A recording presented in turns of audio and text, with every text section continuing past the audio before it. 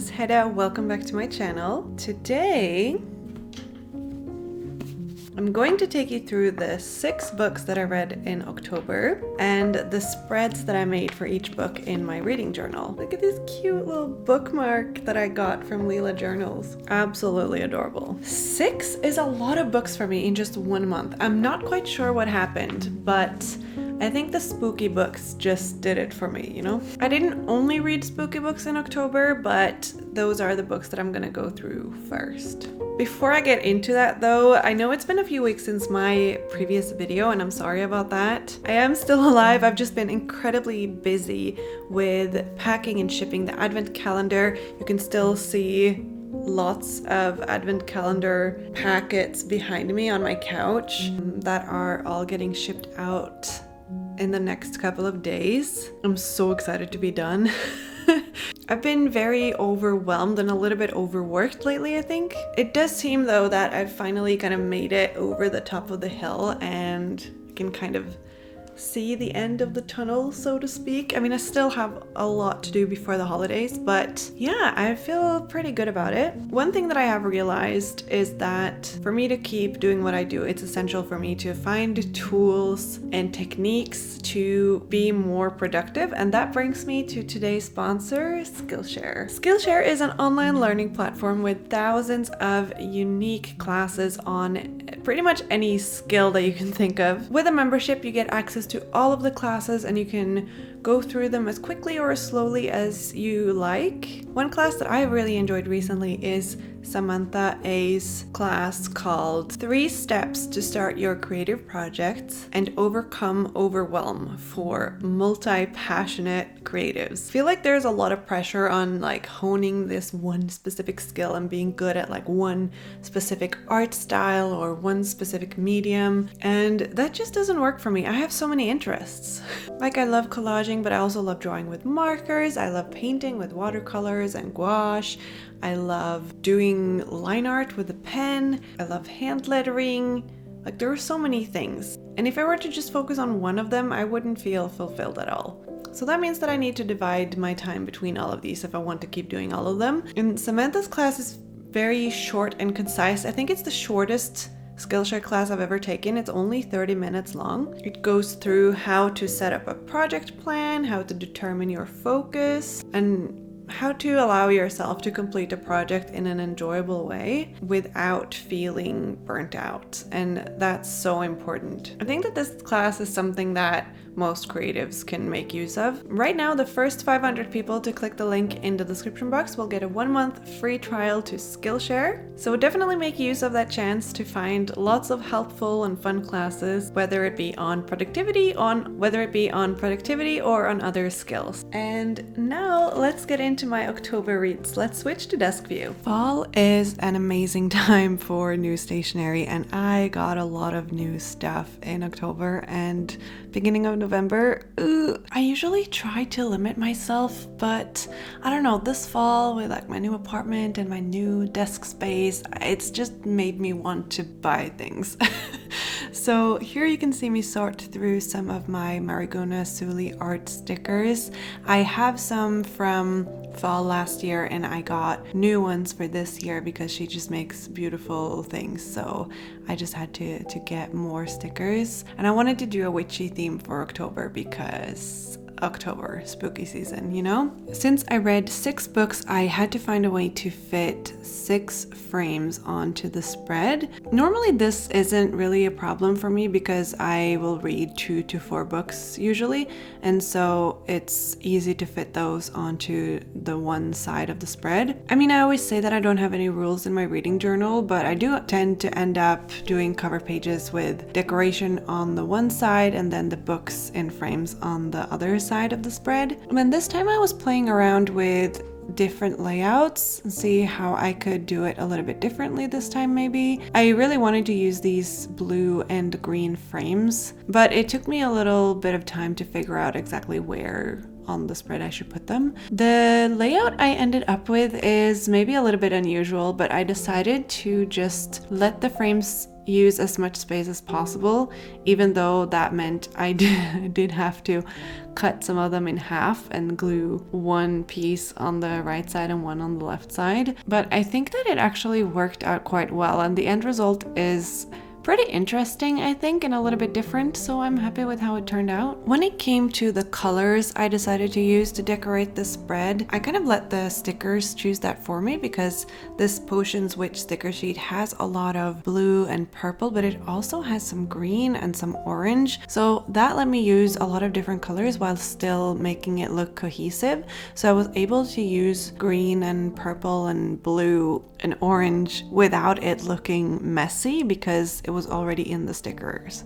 And especially this large sticker that I kind of used as the main focal point for the cover page. Although this might seem like a lot, I tried to keep the spread somewhat minimal. I didn't want it to be super full of stuff, which, I think I did a pretty good job on that. Here you can see that I am making my title. Instead of just writing October, I wanted to put books read in October.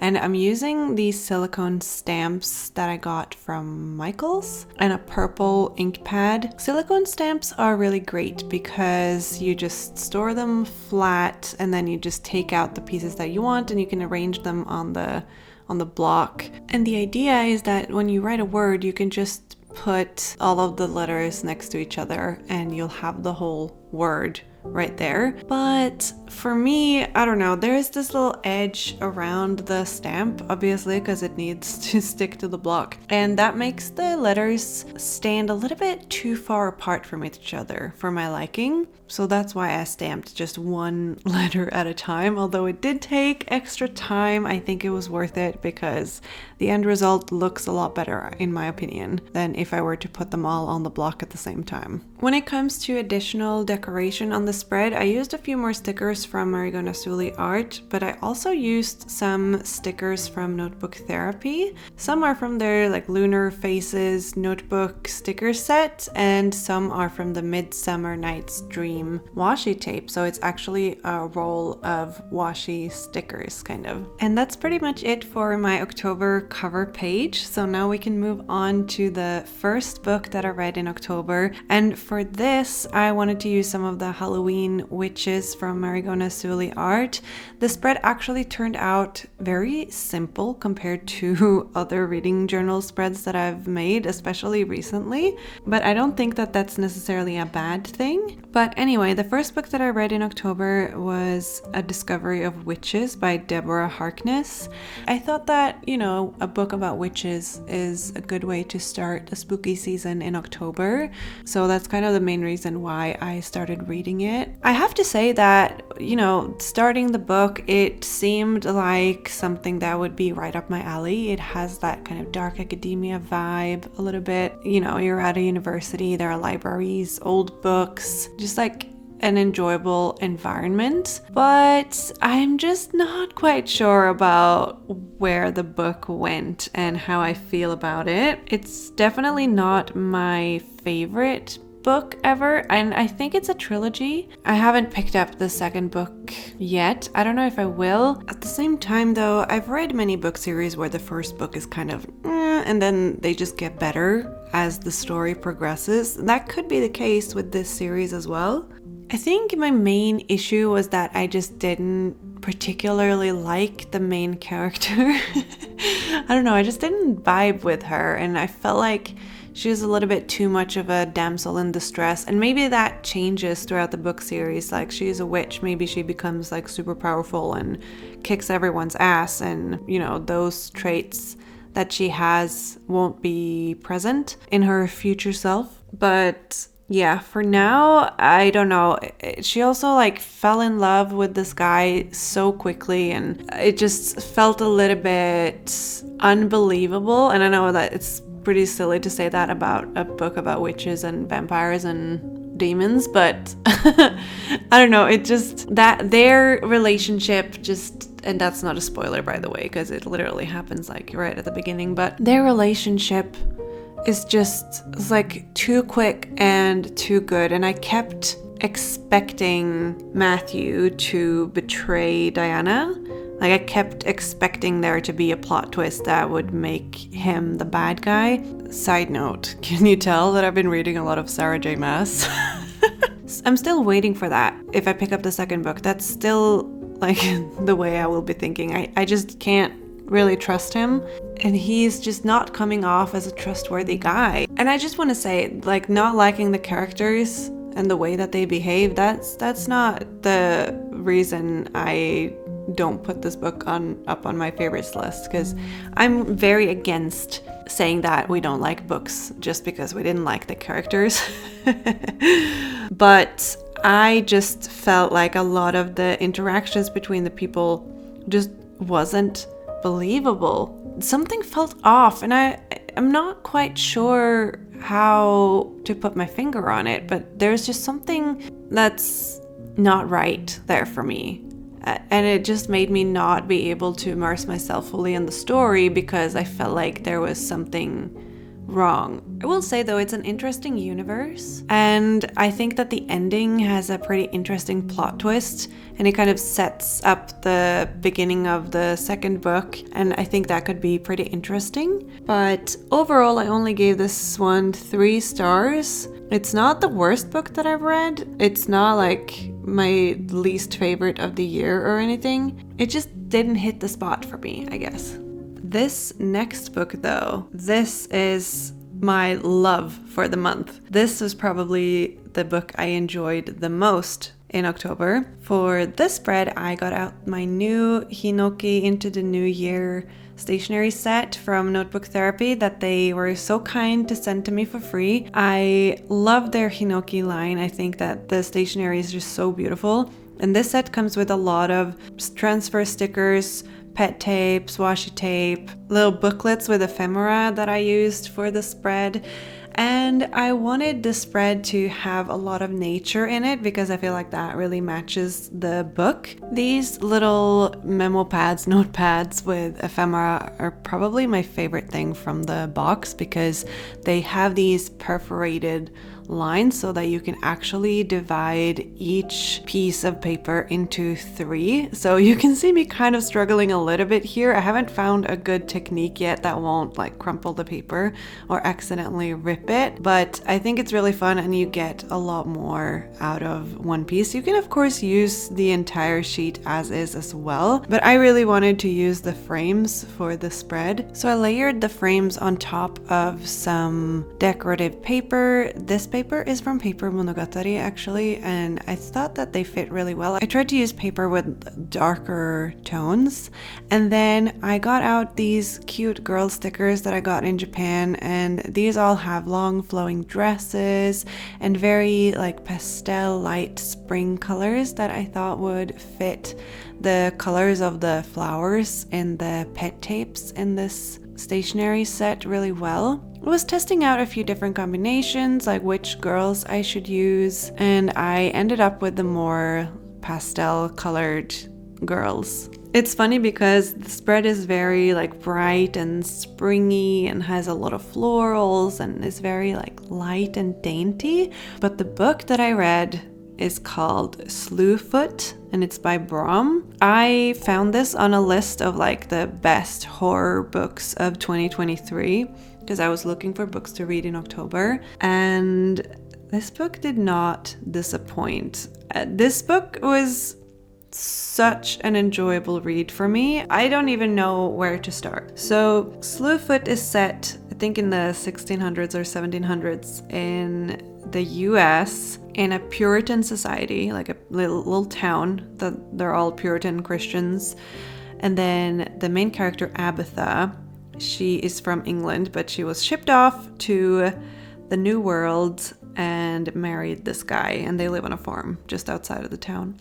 I'm gonna try to talk about this book without spoiling too much because that was one of the things that was so great about this book, that I had no idea where things were going. There was just so much happening. It's quite a long book, and I kept expecting it to be over, like surely this is the end, but no, it just kept going, and it was just wild. And it started as kind of like a family drama. they're about to lose the farm because her husband's brother is a dick. And there is like all of this town politics and the relationships between the men and women, because obviously it's like a super sexist society. And it ended with gore and violence and female rage. And it was just so enjoyable. That sounds really weird. Does it make me sound like a crazy person? It was like, this is a story about rage and revenge and taking your power, like coming into your power. But the road there was such an enjoyable ride. Actually, funny story. So I listened to this as an audiobook, and I like listening to scary books before I fall asleep, or like scary podcasts, or just spooky stuff. I like that. And I usually set like a 15-minute timer on my audiobooks when I like go to sleep so that they won't play all night. But this one night I forgot to set the timer, and so I fell asleep, and then I woke up, and the narrator, she makes these great voices. There was like this part in pretty much the very beginning of the book where she makes this voice and she's just saying, "Help me, help me." And I woke up to this. It was just in my ear, this super creepy voice saying, "Help me." And that's the reason why I probably shouldn't listen to scary stuff before falling asleep. But Jordan and I have been laughing about this a lot. We just call it the Help Me book now. I also tried to explain the plot of this book to Jordan, and he was just so confused because there's just so much happening, and the more I told him, the wilder it sounds. And yeah, that's what makes this book so great, I think. It's just such a wild ride. This might be one of my favorite books from this year because it was so different. I don't think I've ever read anything like it. I had never heard about Brom before. I thought it was weird that it was just one name and, not a first last name situation. And I want to read more by them. I haven't really looked them up, so I don't know who they are or anything, but Slewfoot was a great book. And I'm excited to read more books like this. I hope that they've written more books like this because this was just so good. If you like scary stuff, I would definitely recommend it. If I could only recommend one book this month, it would be Slewfoot. It was just so different. I can't stop fangirling over it because it was just so enjoyable and so wild and so crazy and so violent, but in a very interesting way, if there is such a thing. You will have noticed that I've been using the alphabet stamps for both of the book spreads so far, and I decided to use the stamps for every book title for this month. Not because I don't like hand lettering the titles, but just because I felt like it would be more cohesive and fitting with the October cover page. And I don't keep cohesive themes every month in my reading journal, but sometimes it's nice to have this one element that appears in every book spread for that month. This next book is a book that has been on my TBR list since last year. When I read The Hacienda, it was suggested to me that I should read Mexican Gothic by Silvia Moreno Garcia, and I did, and it was amazing. This was probably the most spooky season spooky book that I read this year. If this has not already been made into a movie or a TV show, it really should. I think it would do great as a movie. The imagery in this book was so vivid. All of the descriptions, like I could see everything so clearly, and the mystery was amazing. I love a good mystery, and how the mystery was unraveling and the reality was just so much worse than I had imagined, and I really enjoyed that. This story is set, I think, in the 50s or the 60s in Mexico. We start in Mexico City and then move out to the countryside, of course, to a small sleepy town, of course, and a big mansion just outside of the city or the town, of course. A very strange family, of course. It has all of those like spooky components that you expect from a scary story. And it starts as kind of like a ghost story in a way, but it becomes so much more. And it was a very enjoyable read. It was awful, and at times it was scary, but mostly it was like thrilling, I think, for me. But I really like scary books. I listen to them before I go to sleep, and I sleep so good.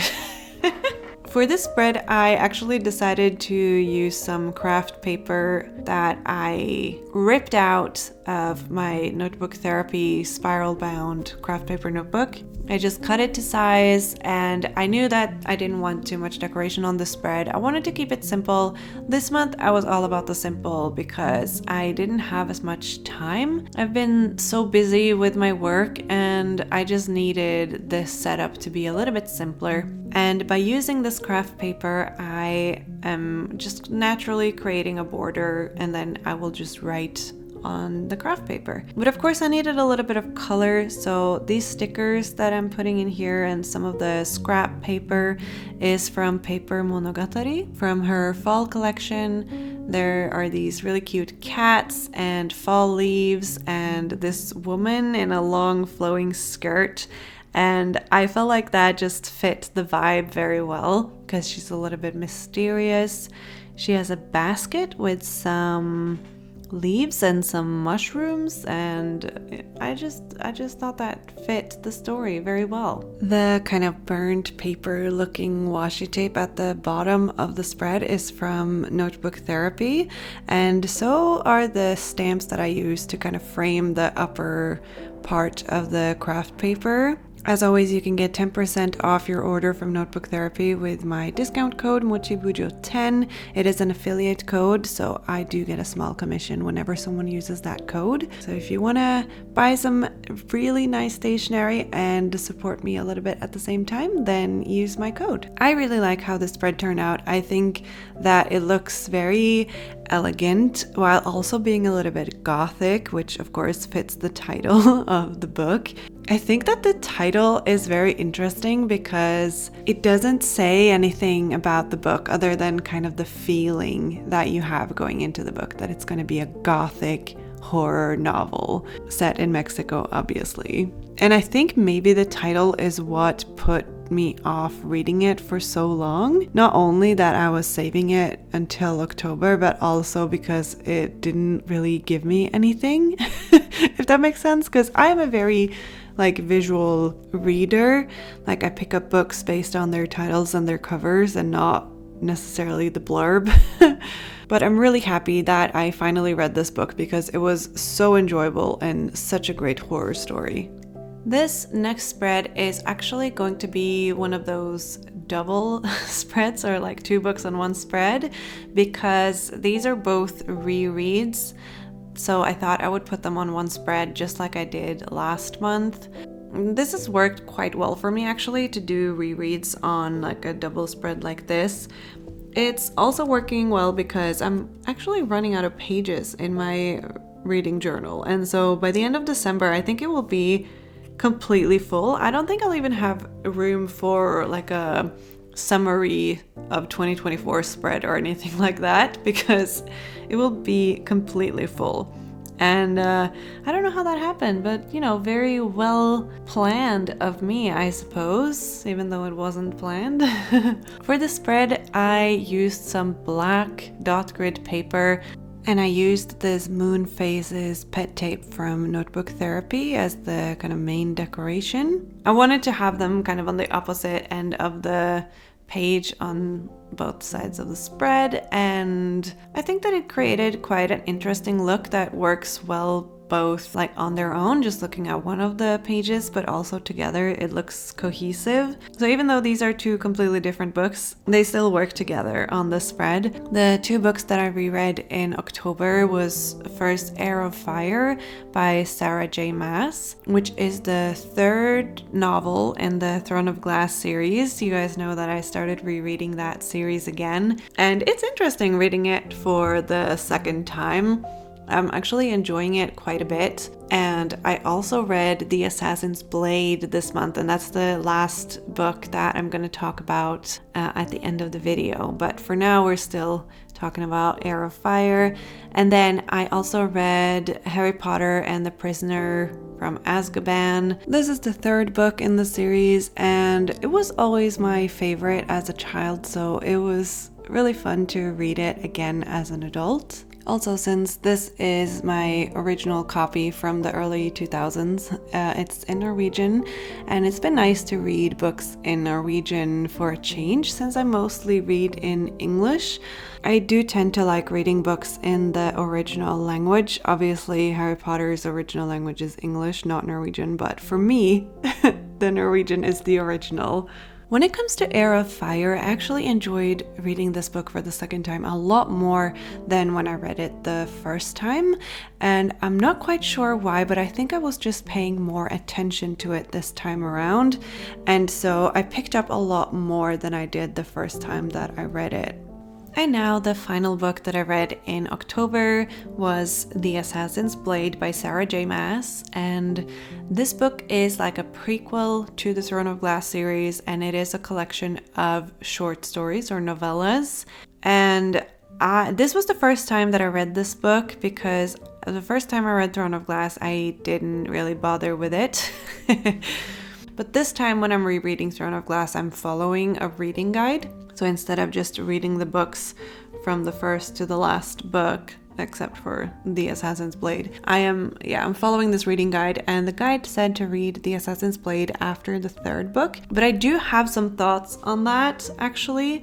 I personally think that it's better to read this one first before Throne of Glass, or even after the first or the second book. I feel like after reading Heir of Fire, you're kind of really ready to get on with the story. And going back to Selena at 16 years old is just, I don't know, it felt a little bit tedious. And of course, there is like more stuff about her relationship with Sam, which kind of surprised me a little bit. It wasn't exactly what I had imagined from the way that she talks about Sam in the main series. But, you know, it was interesting to meet some of the characters that show up later in the main series. Oops, that might be a spoiler. But overall, not my favorite Throne of Glass book.